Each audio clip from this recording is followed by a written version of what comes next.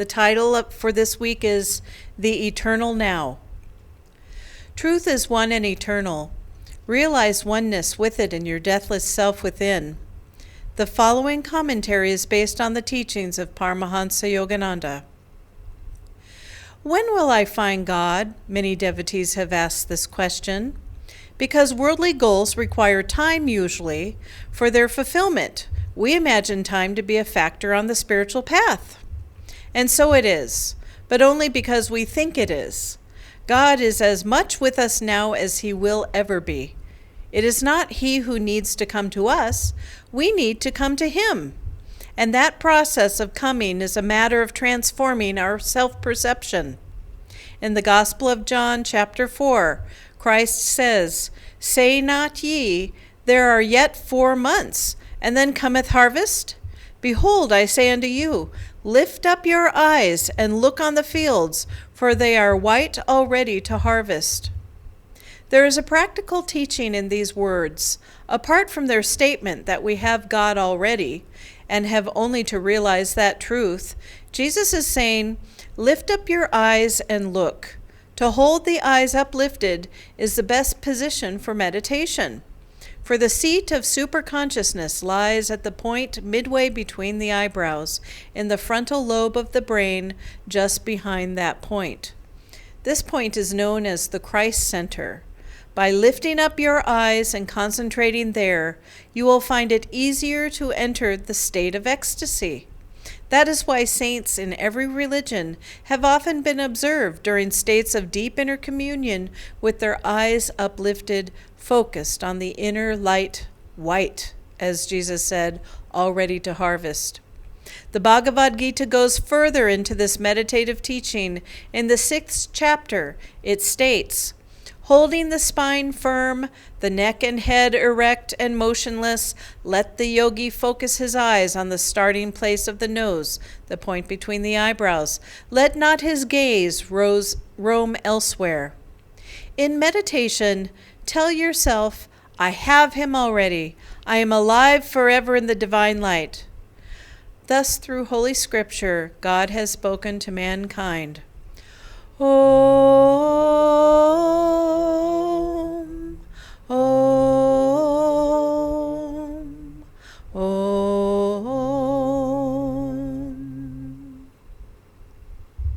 Good morning again. It's very nice to be able to greet you and to be able to spend this morning together in our new way of life that we're all starting to get used to.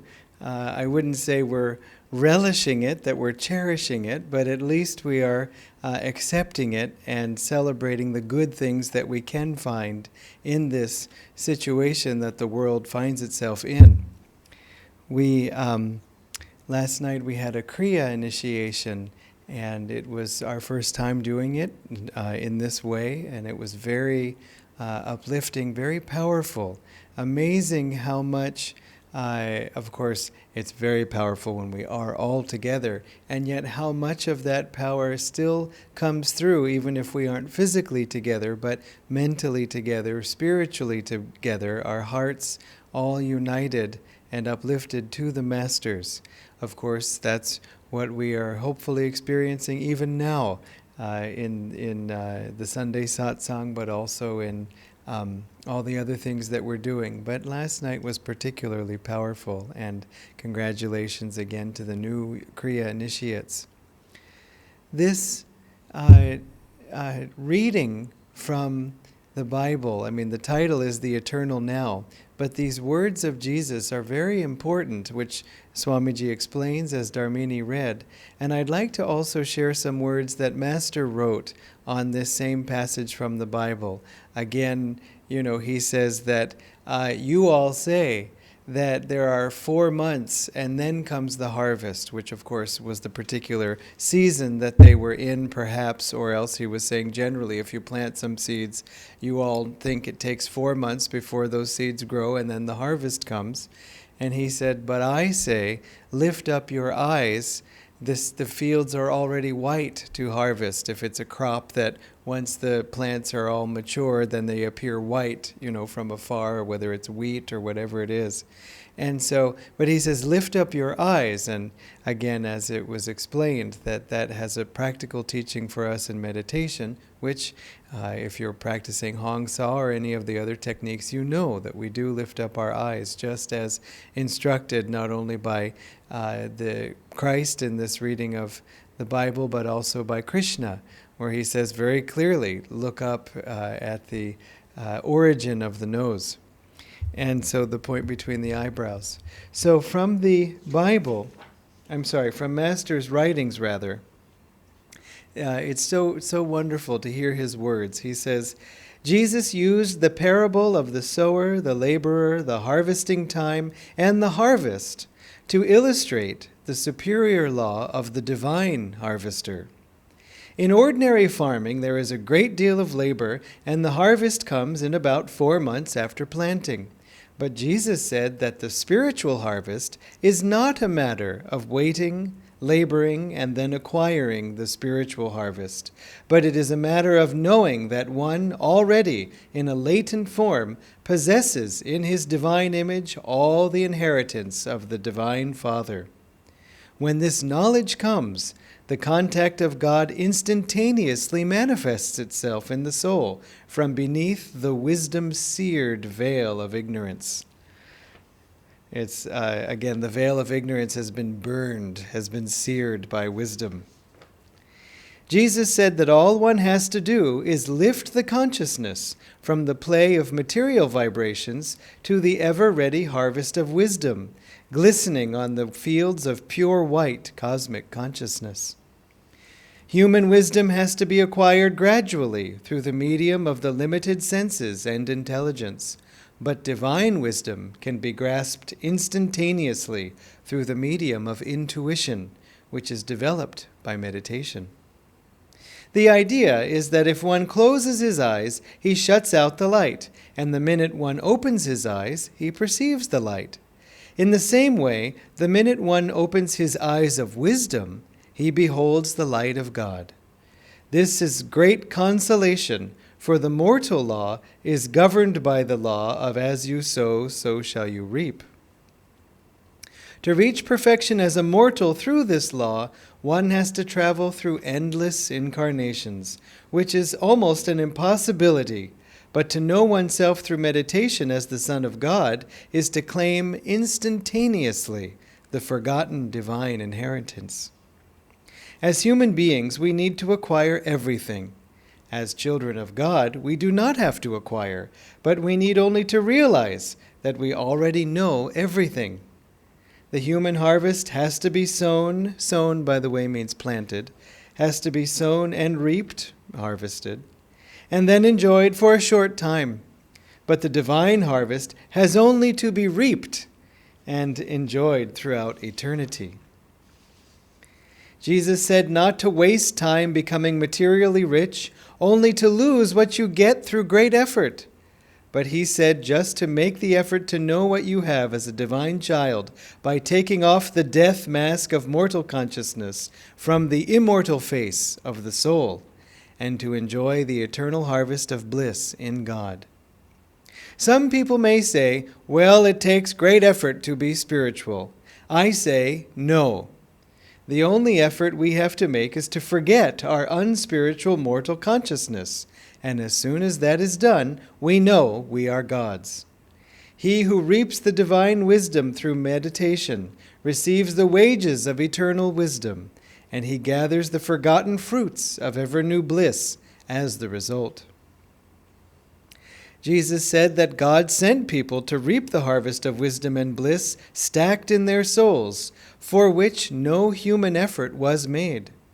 We have, by meditation, only to rise above our self-created nightmares of human miseries. That is all. Then we shall instantaneously remember our forgotten image of God. In the world, just forgetting poverty does not make us rich. We have to acquire riches. But as God's children, we immediately become divine, endowed with all powers, the minute we forget our self-created mortal consciousness by deep meditation.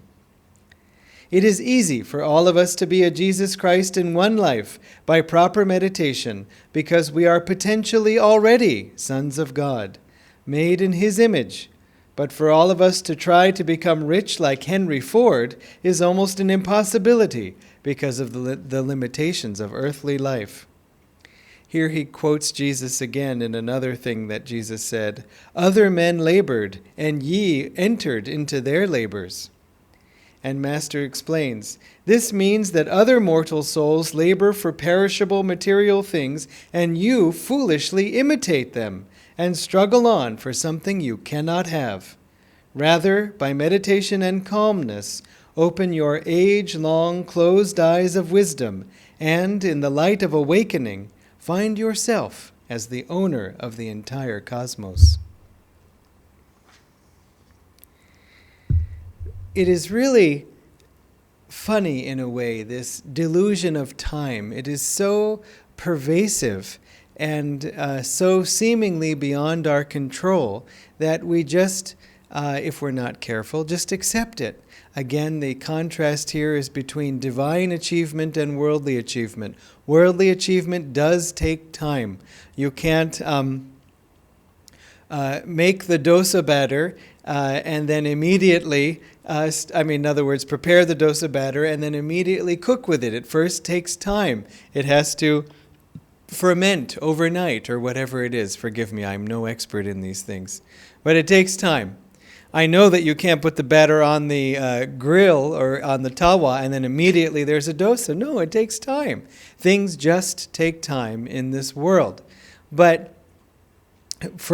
And therefore, because that's what we're used to and that's what's familiar, we can think that my spiritual growth, my divine realization is going to take time also. And as Swamiji writes, it does take time, but only because we think it takes time. But we'll get more into that perhaps a little bit later.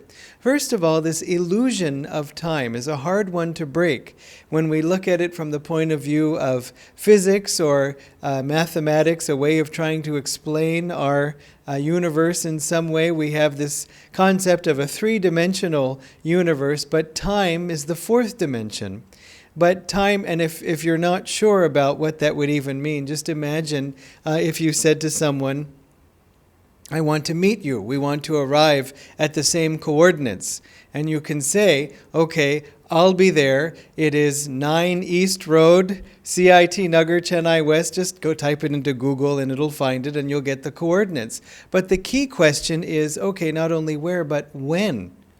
Because if we agree on the same spot physically, but we don't agree on the same time, then we won't actually be in the same place. When will you be at 9 East Road? Right now, always. With lockdown, there's nowhere else to go. So it's a safe bet. You don't even have to worry about what time, although coming by at 3 a.m. is not a good idea. However, now we understand that these 4 parameters are needed in terms of, X, Y, Z, and T, time.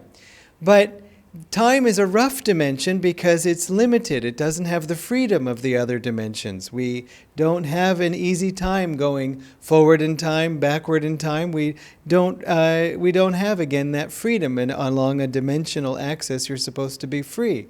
Well, even in this world, we can go forward and we can go left and right, but we can't go up very far. We're sort of stuck and limited in that way. We see the birds flying. And it's amazing to see with all the new sort of gadgetry that's out there. You can even see a bird flying from the bird's perspective, and it's amazing to see how fast it flies. And we see that and sort of yearn for that freedom. But we can climb into an airplane, and then we can also travel quite far. Not right now, but we remember there are such things as airplanes, and they did take us and traveled us quite far. In fact, this is a very helpful illustration in our lives, the airplane, because we, in this particular time period in the Earth's, I won't say history, but in the Earth's life cycle of the yugas, we are in Dwapara Yuga, and in Dwapara Yuga, one of the ways that human consciousness expands is that we banish the delusion of space. And so that's quite a thought when you think about it, of banishing the delusion of space. I mean, space really seems real. It seems that there's distance and things and so on. But if you think about it, compared to even 100 years ago, 200 years ago, or even in some ways more recently, we were much more constrained by space than we are now. I mean, just think about how we're having this conversation, if you want to call it that you are not in this space and I am not in your kitchen or wherever you are, and yet here we are together and in real time. It's amazing, actually, how space is really not a limiting factor at all. And again, in terms of traveling the earth, if somebody in America calls you and says, please come right now, in about 30 hours or so, you can be there, even less if everything works out quickly. But door to door, say 30 hours, let's say 24 because it sounds better, just one day. But anyway, you can travel very quickly to the other side of the world. And that was not possible at all. There was a big constraint between if you could only take trains, it's hard to take a train to America. If you could only take a ship, a boat, I think it took a month or more perhaps to travel from India to America. I forget actually the times involved in those days. Maybe it was only from Europe to America. In any case, long time in the journey. And so we, of course, as I was saying, with Zoom, we can have instantaneous visual and audio communication. And when I was growing up, they depicted video phones as some weird science fiction thing that would be happening long into the future, along with spaceships and teleportation and all these other things. But at least the video phones we have, maybe the spaceships, they're starting to talk about making basically passenger spaceships that civilians can ride to Earth and visit the space station and so on, and maybe go to Mars and pick up, some idlis or something. And then maybe the teleportation is coming. Who knows? I'd probably want other people to test it out before I gave it a try. But the thing is that we really do see how space does not constrain us really at all. We're still constrained to this planet, you might say, and even that constraint is supposed to be lifted in Dwapara Yuga. So because we can remember how space used to limit us and how it doesn't really, and we can see sort of extrapolating how it will probably find even more ways to overcome space. So too then, abstractly at least, we might be able to imagine overcoming the delusion not of space, but of time. This is what happens in the next yuga, Treta Yuga. And so someone was saying in one of the classes that we had that I'm so glad that I don't have to worry about some of these things now. I'll just wait for Satya Yuga. And we were sort of laughing that, yes, sure, just, you only have to wait 5,600 more years and then you'll be ready. But good luck. And so this delusion of time is overcome. And so people in Treta Yuga can travel forward in time, backward in time. They have that freedom. And that's really quite something to think about, because if they can travel backward in time, are they already here? Is it Treta Yuga yet, or do they have to wait for it to become Treta Yuga? What about the previous Treta Yuga? Are they coming forward in the past? Into the future from the past? It really starts to make the brain really go through some gymnastics.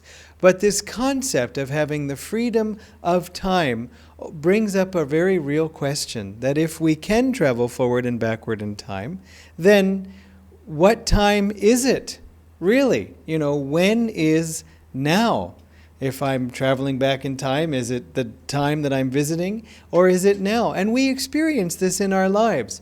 When we have a memory, for example, of a very strong memory, especially with a strong feeling from the past, is it happening then, or is it happening now? For example, we can feel in our hearts, for instance, a trauma that happened to us, and we may find our heart rate starting to go up. We may find ourselves nervous. We may even have physical symptoms of like tension or even a mild sweat or something, just because of the emotional reaction to this memory. And so even though it was something that happened before and isn't literally happening now, we are feeling it and to some extent even re-experiencing it as if it's happening right now. Similarly, when we live in the future and we have a desire and, oh, if only this could happen, or I really hope this happens, or when it happens, when it'll be so much better. And again, we can be living for something and not even really aware of what's happening around us, being preoccupied with what I want to happen. And of course, with the other example I gave in the past, it was what I wish hadn't happened, or what I want to be healed from in the past that did happen.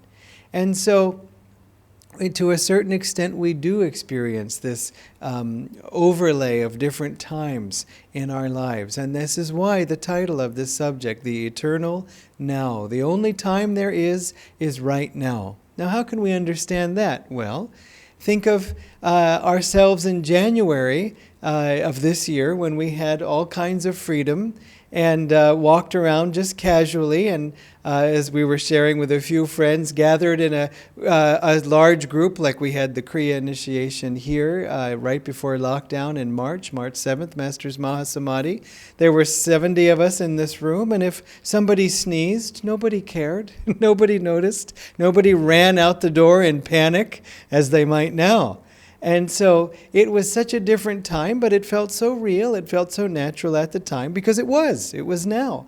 And yet the now we are in right now is very different, but it's still now. We can only be in this moment. In the past, that was a real moment. In the future, it will feel just the same. Swamiji made this comment that there is a line in a famous English novel that this young woman who was living a very sort of carefree life, too carefree, she wasn't careful enough, and noting what her current actions were leading to. And someone says to her something about, well, you may be fine now, but just wait to see what happens in 5 years. And she said, 5 years? Who cares what happens in 5 years? And Swamiji commented that when it happens in 5 years, it will be very much now. You see, whatever is coming for us will feel like now in that moment. And so, in other words, let's work now on making not only a better future, but a better present. This also helps us a little bit to understand even something of our incarnations. Our future incarnation will feel just like now. I mean, I hope that there isn't a future incarnation and we all get to God, but in this life, and that's what Master is exhorting us to do. In case there is a future incarnation, it'll feel like now. How do you know? Because this is your future incarnation from the last one. And here we are, just in the now, saying, yes, I am the origin, and I am the point in space and the point in time. But your previous incarnation is kind of wondering, like, I worked pretty hard to set you up the way you are. And so make, good use of it. Please, you don't know what I went through. And so that's what we may be saying now to our next incarnation. You see, it starts to become a continuity where we begin to realize all these outer considerations of my friends, my family, my whole situation, though I'm grateful for it, it really is temporary. And remember this word temporary, temporal, it comes from time. It exists but for a short time. You will exist. And of course everyone else will exist too, in different forms, in different ways. But we will just have the consciousness that we have right now. If you want to think about your past incarnation, it was probably a lot like the previous one. It's probably a lot like the one you're in now. Master said, using the analogy of going to sleep and then waking up as related to dying after an incarnation and being reborn in the next one, he said, when you go to sleep and then wake up, you aren't suddenly an angel. When you wake up, you are just the same as what you were before. And so that's about, you don't have to fantasize too much about, what could it have been? It's basically you, basically us, but then. And so this can be a great motivator for getting to work right now and putting time into meditation. We have the freedom, actually, to do more meditation, to do more inward introspection, focus. Divine Mother has given us that time. Like it or not, she's given the whole world this time to reflect. In fact, one of the concerns when all of this lockdown ends and when the virus is better and all that, there are maybe other concerns about what aftermath or what fallout there will be. But beyond that, one of the biggest concerns I have is that everything will just go back to the way it was. Not literally, because we will be more aware of germs and things like that, but just that we'll go back to being busy with other things. And whereas this time has really forced us, by breaking the pattern, to stop and say, what do I appreciate about life? Taking time, for example, for just the basics, cooking and cleaning and spending time with the family, enjoying the home that we've worked hard to build and perhaps don't even notice every day as we just, brush our teeth and make a mad dash out the door and then come back exhausted just trying to find the bed. Just being able to be, being able to also not have control of our outer environment, not have the outer freedom. It makes one, again, look within. And accept also, this is a very good time to accept timelessness, because this whole thing has been going on and on and on with no end in sight, this coronavirus situation. It's good to say, well, let me just see what lesson God has for me in this day, in this moment. But also, this experience of divine awakening comes, as Master and Swamiji are saying, when we meditate. And this is an experience I'm sure you've all had, that we can be meditating and perhaps restless with nothing really clear in the mind, and just sort of, here I am going, and okay, hong, saw, and then suddenly there's a shift. Suddenly the energy goes up. There's an instantaneous, from nothing to something, from nowhere to somewhere. We feel maybe breathlessness for a moment, or a thrill of joy, or a deep relaxation. Suddenly a tense thought, or we didn't even realize how emotionally tense we were, and it just goes away. It just vanishes, and we feel that deep peace. Again, you can experience this even on an emotional level outside of meditation. We might be really worried about something, and then someone says, oh, no, it all worked out. The person is safe. And instantly, we let go of that tension, that desire, that worry. This thing must happen, should happen. I hope in the future it happens. Then instantly it's gone. Not because we had to work to fix the situation. We got the news and that was enough. The thought changed and we were able to relax. It makes you wonder if maybe we couldn't relax before we got the outcome, so that in a more calm state of mind we could direct more prayer energy, for example, to someone in the hospital or someone in a tricky spot. And similarly, we may be upset because somebody said something or did something and we didn't understand it, and so we were worried that they were thinking such a thing, or there was we read more into the situation than may have been there, and that thought that we have is so strong that it becomes reality for us. And then the person says, oh no, I wasn't thinking that. I didn't even know that had happened. So that wasn't happening. I wasn't feeling that way, And just realizing that what we feared hadn't happened, instantly that peace comes again in an instant. That's the point. No time. A lot of time worrying, but no time in the cure. Just it comes like as Swamiji was saying in the affirmation, like a weightless waterfall. Peace comes and cools the whole system.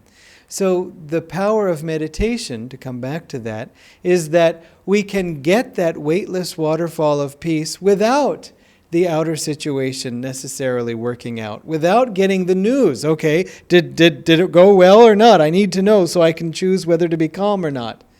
The meditation brings us that calm without the facts yet, without the outer world, without depending on the outer world and its time to work things out. We can right now, in this time, work ourselves out. And again, this isn't something that can really be explained.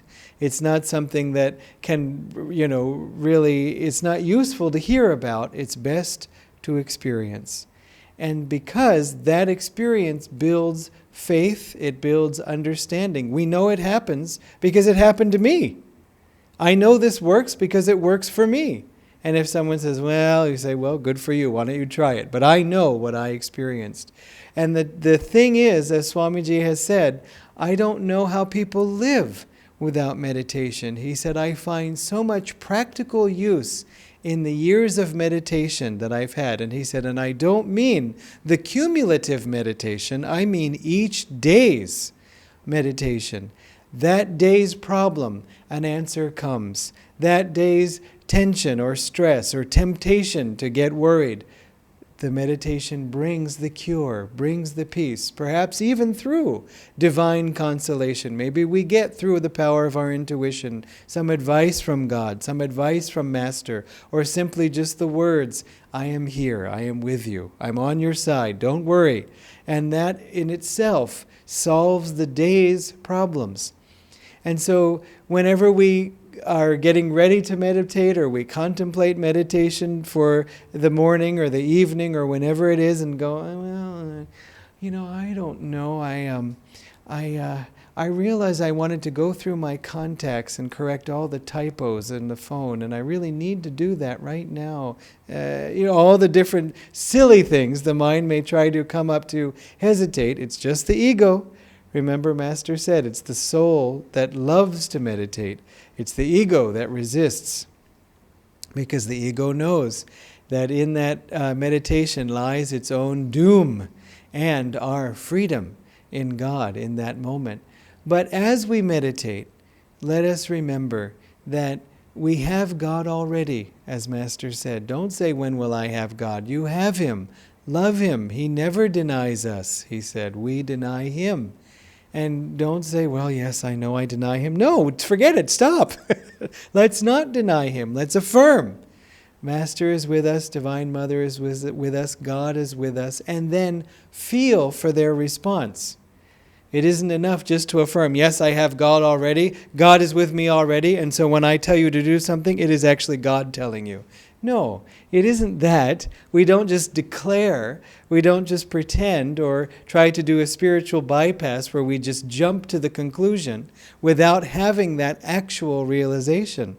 When you have that realization that you are God, you are much more interested in God than you are you. And so we have to have sensitivity. But if we open our hearts and feel, if we open our souls and fill them with God's presence, then there can be no misunderstanding. So let us, as we meditate, if it's too abstract for you, then just feel, Master is meditating with me now. Master is with me after meditation.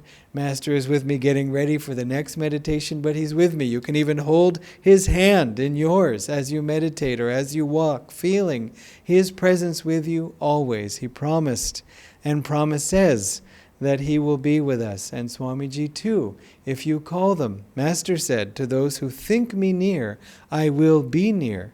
He didn't say, if you think me near, it will be as if I actually am near. He said, I will be near. I will be with you. And so let us meditate with that consciousness. Let us live with that consciousness, especially now during this time when we have the freedom to think more about these things without all the outer distraction that we used to go through every day. A friend of mine was telling me how much time she spent just driving. And, in the morning, just the mad dash to the car and then driving off. She said, I haven't driven in 3 months now. In fact, I have to go and turn the car on just to make sure it still works. But otherwise, just a totally different life. And that can be helpful too for breaking self-definitions. I'm someone who drives a lot and is always on the move. Suddenly you're not, but you're still you. And so maybe you weren't really that person either. Maybe we don't have to think about driving, but where we're driving to, you see. So again, let us have that consciousness. As Master said, have that consciousness that God is with us.